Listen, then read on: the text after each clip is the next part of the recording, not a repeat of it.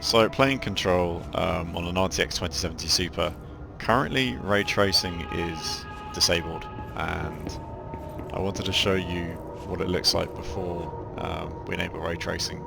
So you can see in the top left hand corner we're running at about a solid 60 frames per second, and even with like the physics and stuff you can break around, you see that the game does not drop really under 60 at all. That's because obviously this card is completely overkill for running at 1080p. However, of course, if you've bought a new card in the RTX series, you know you are interested in getting ray tracing. So this particular remote control for me, the reflection stood out the most. To be honest, playing the game, I didn't actually notice it really that much in any other room. So currently you can see the glass here, ray tracing is disabled, and I wanted you to take a good look at this because this is for me the difference ray tracing makes.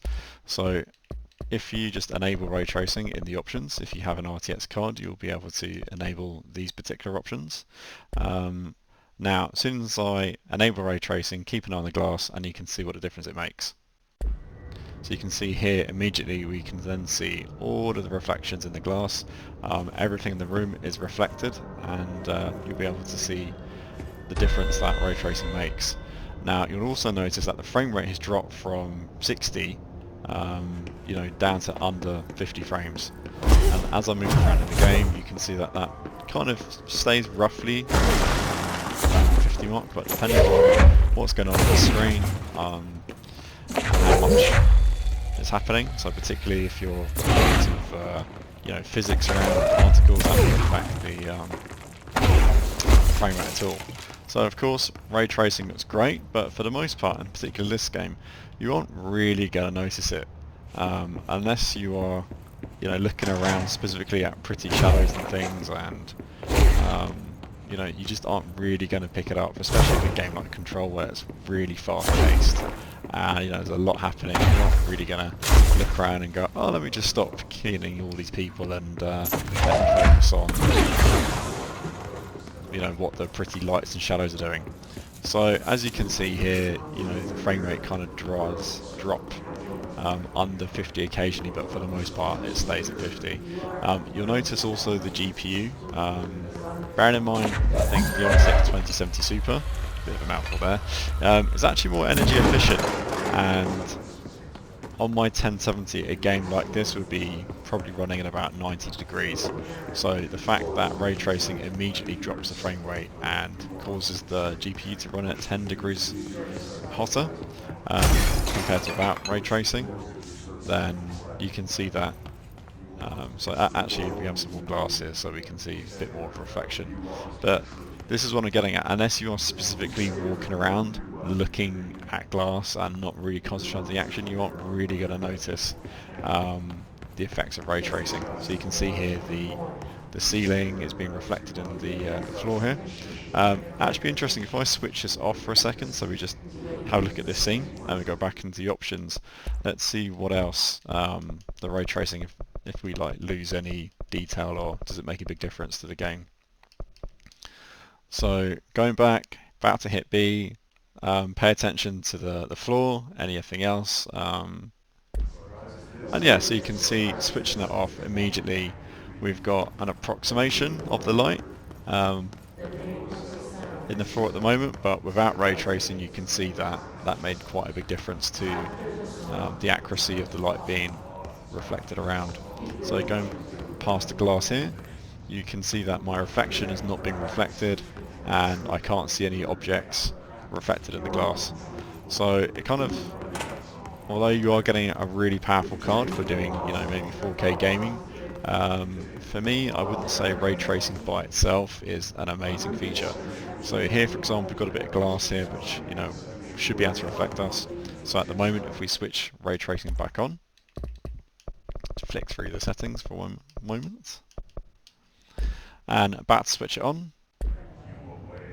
so you can see here immediately we've got this wall over here being reflected. So it's small things that you'll pick out, but I think for an action heavy game like this, it's quite an interesting